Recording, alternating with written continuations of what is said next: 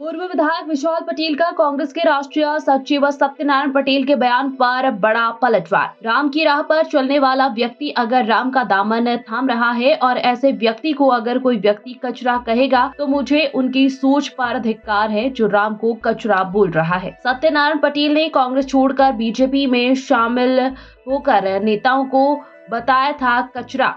कांग्रेस दिशाहीन हो चुकी है। डूबती नैया में कोई नहीं सवार होना चाहता है। मुझे एक नहीं कई बार चुनाव लड़ने का कांग्रेस ने दिया था ऑफर। सत्यनारायण पटेल जो आज बड़ी बड़ी बातें कर रहे हैं कि बीजेपी में शामिल नहीं होंगे, उन्होंने सारे जोड़ तोड़ लगा दिए थे बीजेपी में शामिल होने के लिए, लेकिन उन्हें मौका नहीं मिला। कांग्रेस को मालवा से एक और बड़ा झटका लगेगा। सांवेर विधानसभा से बड़ी संख्या में कांग्रेस कार्यकर्ता और नेता बीजेपी में होंगे शामिल। सांवेर विधानसभा से मंत्री तुलसी सिलावट के संपर्क में कई नेता। तुलसी सिलावट और प्रदेश अध्यक्ष की मौजूदगी में कांग्रेस नेता थामेंगे बीजेपी का दामन। पूर्व विधायक विशाल पटेल ने दिए संकेत। आगामी दिनों में देपालपुर विधानसभा से भी कांग्रेस के सैकड़ों कार्यकर्ता बीजेपी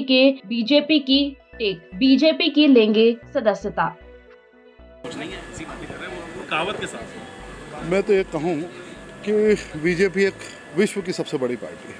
अगर हमें स्वीकारा है तो कुछ ना कुछ सोचा होगा। और रही बात, मैं धन्यवाद भी देता हूँ माननीय मोदी जी को कि हमें कम से कम उनके परिवार में स्वीकारा है।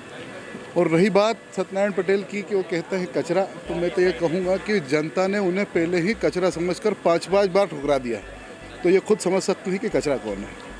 और ये कह रहे हैं कि शामिल होने जा रहे हैं बीजेपी में, कुछ और नेताओं के नाम भी शामिल होंगे। निश्चित तौर पर कहीं ना कहीं एक आस, एक विश्वास जो राष्ट्रहित की बात करता है, उसमें हर एक व्यक्ति को विश्वास है।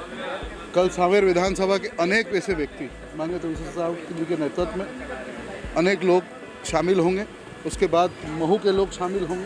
फिर उसके बाद मैं एक बड़ा कार्यक्रम इंदौर में करने जा रहा हूँ, जिसमें देपालपुर विधानसभा और इंदौर जिले के अनेक लोग और भी शामिल होंगे। विशाल भैया, इस बात में क्या हकीकत है कि जब आपने बीजेपी ज्वाइन किया उसके तो सांसद टिकट यहाँ से दे रहे थे, तो कुछ चर्चा चल रही थी? बातें बहुत हैं, क्योंकि आज की तारीख में कांग्रेस पार्टी के पास किसी प्रकार का कोई कैंडिडेट नहीं है। उसका सबसे बड़ा कारण है कि दिशाहीन हो चुकी है। आज भी इतना बड़ा इंदौर शहर होने के बाद और बातें करते हैं कि लाखों कांग्रेसी हैं, लेकिन एक कैंडिडेट नहीं मिल रहा है। या आप खुद समझ सकते हैं कि जीतू पटवारी जी की मंशा क्या चुनाव लड़ने के लिए कांग्रेस की तरफ हमेशा ही बरकरार रही है और हमेशा ही कहते आए। क्या आपने हामी भरी थी?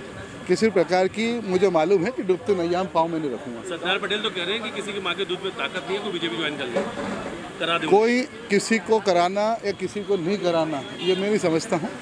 व्यक्ति विशेष अपना खुद का निर्णय लेता है।